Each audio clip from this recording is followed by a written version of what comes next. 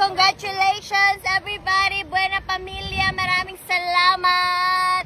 Headed by Happy Heidi! And Tito Co!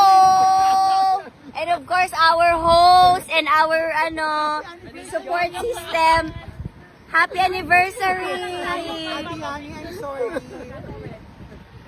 Yay! Happy birthday to me!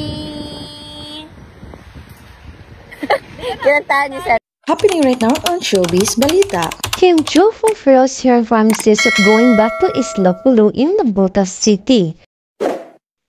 Namahagi ng kanya mga blessings noong April 28 sa mga bata sa Navotas at 1,000 full packs na ipinamimigay ni Kim Chiu.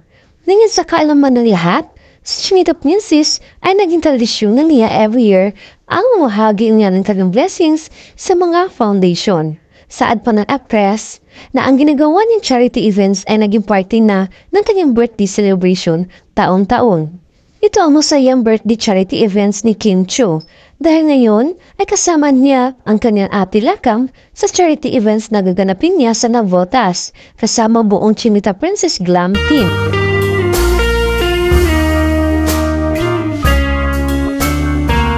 At ngayon katuwang Kim ang kanyang mga mababait na sponsors katulad ng Chowking Supreme,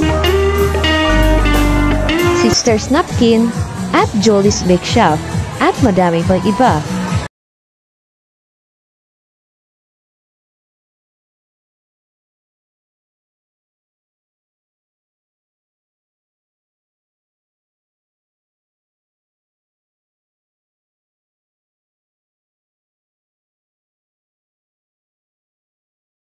Mapapagod si Kim na gawin ang mga ganitong uri ng activities lalo na't nakakatulong siya sa kapwa.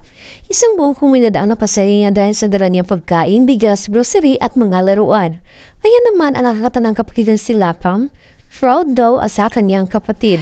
Samantala, pagkatapos ng kanilang ginagawa na charity event, ay diretsyo naman umuwi si Kim sa kanilang tahanan at nag-birthday surprise ang buong Glam Team. At dahil rin sa successful ng kanilang charity event, ay napasayaw si Kim Chiu sa kanyang surprise birthday celebration.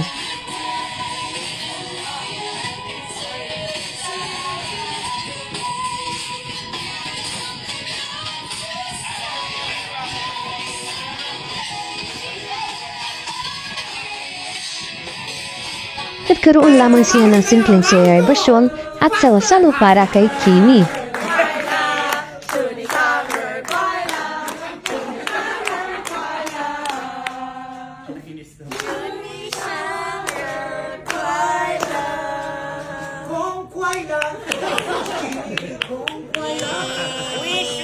Wish!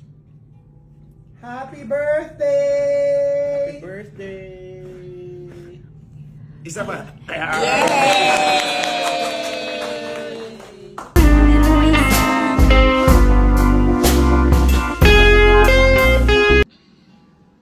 Happy birthday!